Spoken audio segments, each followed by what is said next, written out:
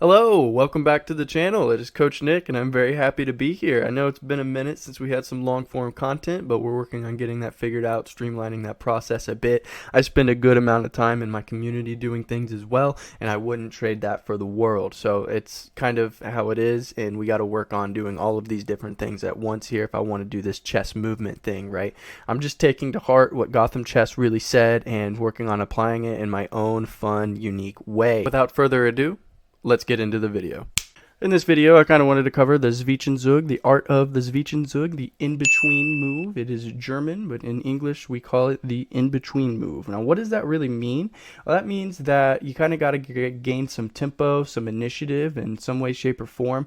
There's a move or a set of moves that can be made before launching your ultimate attack, or, kind of acting out what you've seen on the board. In this position, White is being threatened on the queen side pretty heavily because this knight here is posing an issue, and all of these squares are taken up by an attack or a potential attack in the future, and this knight has a lot of scope. This bishop can come over here and attack all of these light colored squares defended by the queen. So what can we do without retreating our queen back to d1? Let's go through the checklist.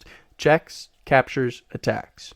Checks, captures, attacks. Hopefully, when you hear that, you hear Gotham's voice reciting that over and over and over again in your head, as I do, and hopefully all of the other Gotham stands. Bingo! Knight to e7 check. Most forcing move in this position, best move in this position. It is going to require a response from black, either moving the queen, deflecting, or capturing the piece before something can happen here to change things, okay? So we've got f8, h8, h7, f7, all possibilities, as well as queen takes e7, right? Queen takes e7 is what was played in this game, and from there we understand immediately that that was not quite the best move here, because now this battery here, this queen and bishop on the same diagonal, is going to come alive and wreak havoc on the position. This is supported by the queen, so you cannot take, and now the king has to move king h8. What can we do now? What can we do now? Let's think about something here. This bishop needs defended. We need away from our attack of the knight. King to d5. Very good. Very good. I'm glad that you found that. From here, there's a couple different ideas, but with the eval bar looking like this, white should be able to have the win. This one is supposed to be a little bit easier for you guys, maybe. Personally, I found the other one easier. So the first move is that, okay? Of course. Queen takes d3. Now the bishop is going to take the knight. And I think this is why I struggled with this a little bit more. The notes for this puzzle were think before you recapture. And I kind of misinterpreted that as think before you try and queen trade. But what that really means is before you do this, right? Because when you do that, you're going to lose a queen. So if you just immediately recapture, look at that. That's a blunder. It says blunder. Literally says blunder right then and there, right? Okay, so brilliant. Why brilliant? It seems, now that I think about it, now that I think about misinterpreting that, the brilliancy is because it is a Zwischenzug. It gains tempo because now they have to respond to that, and then you get the bishop with an open file here, doubled pawns, exposed king. That's got to be it, man. Look at this eval bar now. Let's take it back to the beginning. I think that speaks for itself. 2.4, 3.0, 2.9. That's some difference right there, guys. That's some difference. That's a big difference, especially if you're at the top level. I mean, let's think about Magnus Carlsen versus Fabiano Caruana. 2.4 versus 2.9. This one's actually a little bit challenging because you probably aren't going to think like this in a game. What do you think the first move is? Queen to b5. Can you believe that? You don't take. You don't take. You don't take the queen. Watch. Watch what happens if you take the queen.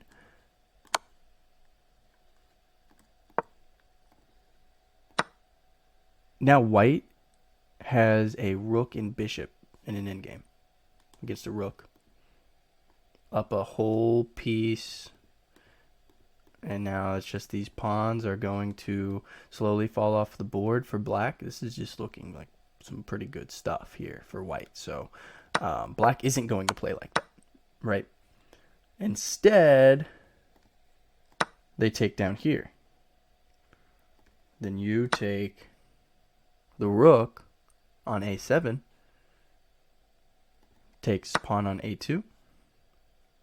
Now from here, we're looking really, really, really good. The reason that this is I guess you could say, Zwischenzug, is because this added another defender here, right? So now we've got the bishop, the queen, the rook. Now this is just rook and queen. It's not quite two more attackers than they have defenders, like the golden rule.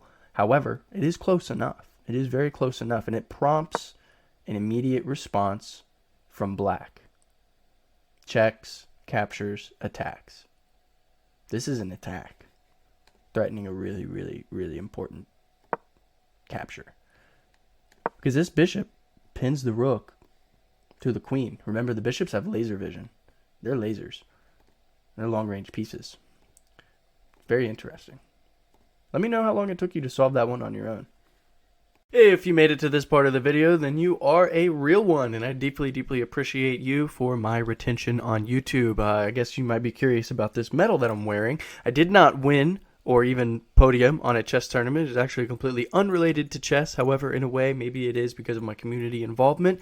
Somebody that I work with in the community for chess was giving these to his employees, and he gave one to me as well because we always put ourselves third, below God and everyone else.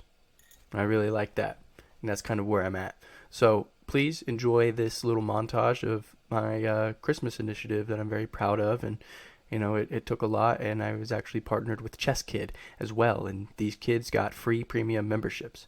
I scrapped the video that was going to be originally for that because I wanted to do this and kind of change things up a little bit. Please enjoy. Thank you very much. As always, happy chess.